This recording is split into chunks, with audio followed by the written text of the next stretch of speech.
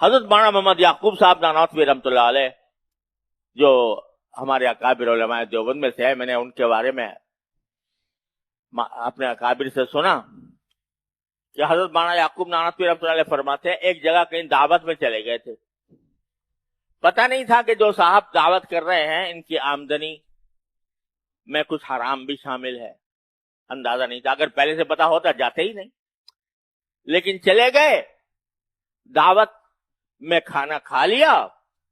کھانا کھانے کے بعد پتہ چلا، اور پتہ کس طرح چلا کہ فرماتے تھے حضرت مولانا یعقوب نانوتوی رحمۃ اللہ علیہ کہ کچھ کھانے کے بعد ایک دل میں تاریکی محسوس ہوتی، دل میں اندھیرا، ظلمت، اور اس کا نتیجہ یہ کہ گناہوں کی طرف طبیعت راغب ہوتی۔ اب اتنا بڑا عالم، اتنا بڑا ولی اللہ، اس کو وہ کہتے ہیں میرے بار بار دل میں گناہ کی رغبت پیدا ہوتی، گناہ کی طرف میلان پیدا ہوتا تھا۔ کس وجہ سے؟ کہ وہ لقمہ کہیں حرام کا چلا گیا، حرام آمدنی کا چلا گیا، اگرچہ نادانی میں چلا گیا، پتہ نہیں تھا، لیکن پھر بھی اس حرام لقمے کی ظلمت اتنی تھی کہ بار بار گناہ کا تقاضا پیدا ہوتا تھا۔ یہ ظلمت ہوتی ہے حرام کی، حرام کھانے کی ظلمت یہ ہوتی ہے پہلی بات کہ دل میں گناہوں کے تقاضے پیدا ہوتے ہیں، نیکیوں کی طرف سے رغبت ختم ہو جاتی ہے اور گناہوں کی طرف رغبت بڑھ جاتی ہے، اور اس کے نتیجے میں انسان اللہ بچائے گناہوں میں مبتلا ہوتے چلا جاتا ہے۔ یہ خاصیت ہے حرام کی۔ اور حلال کی خاصیت کیا ہے کہ حلال جب آدمی کھا رہا ہو چاہے تھوڑا ہی ہو لیکن حلال ہو تو اس کے کھانے کے نتیجے میں نیکیوں کی طرف رغبت ہوتی ہے۔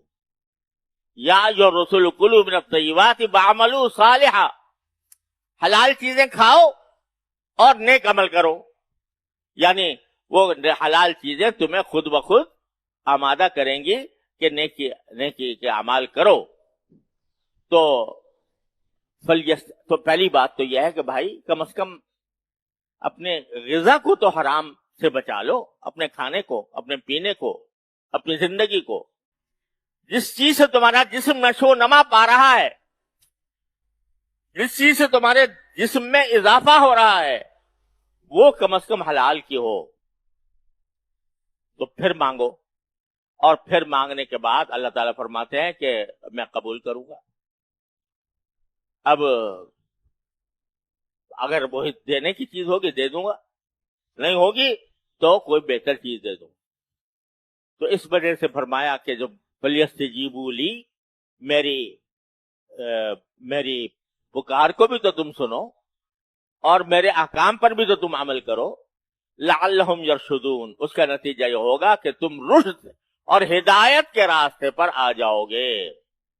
اور اللہ تبارک و تعالیٰ کے انعامات کے مورث بنو گے۔